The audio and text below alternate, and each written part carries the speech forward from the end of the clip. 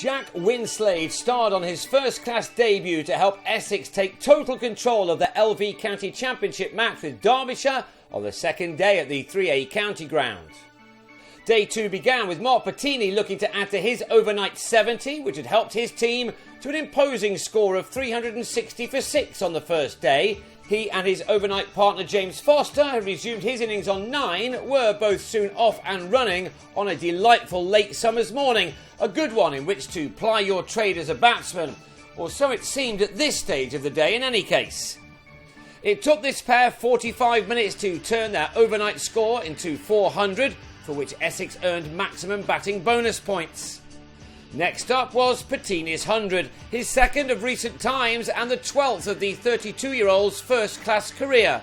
Coming in with this game in the balance with his team on 199 for 5, Pettini had used up 155 balls for his terrific ton, an innings including a dozen boundaries. Foster then reached his half-century with this reverse sweep off West Durston, which took the Essex skipper to his mark off 94 deliveries, that being his 9th 4. His partnership with Pettini went on to add 120 runs for the 7th wicket, one before it also realising 145. The declaration came 25 minutes before lunch when Foster on 60 gave Wayne Madsen a rare wicket. Mark Foote with the catch at long leg, Pettini walking off with 117 runs under his belt. Essex ended on 464 for 7 and Ben Slater and Billy Godleman then survived the 3 overs that remained before lunch. After it, the two openers settled in and there was no sign at all of what was to come as they knocked off 38 runs in 14 untroubled overs. But when Slater on 12 turned a leg side ball from Tom Moore to Ravi Bopara, things changed in a flash. That wicket had come off Moore's second delivery of the match, and with his third he also had Chesney Hughes caught by Pettini off a top-edged pull shot. A third loss with a total on 38 followed when Godleman, who'd made 22, edged a drive off Jamie Porter behind.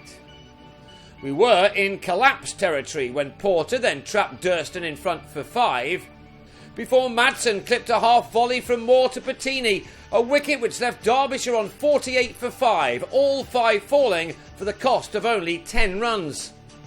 23 more had been added when Winslade, in just his second over on debut, had Scott Elston taken by Tom Wesley in the slips.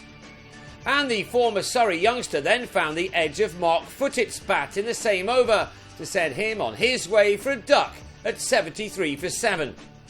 It was all too easy for the 20-year-old, who, with his 13th legal delivery, also had Tom Poynton taken behind, he being the latest man to fall to a poor shot.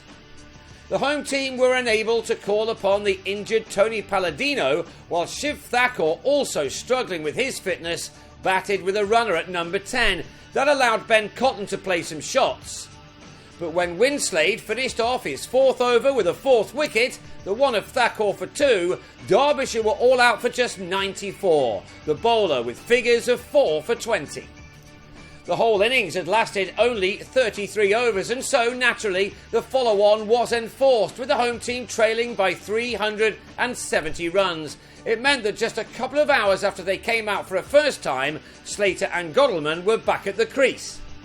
This time they opened up with a partnership of 35, that being ended when Godleman, on 23 this time, was very well held by Dan Lawrence off the bowling of Jesse Ryder, who had his first wicket of the match. Hughes avoided the pair and showed that the collapse of earlier was more down to some indifferent choices of shot rather than anything to do with the pitch.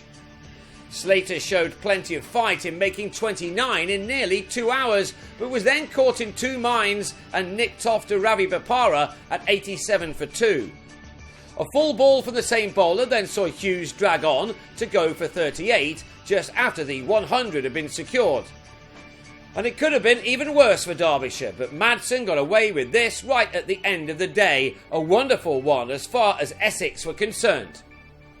Derbyshire ended it on 102 for 3, and that means they will enter day 3 still 268 runs away from making their opponents bat a second time.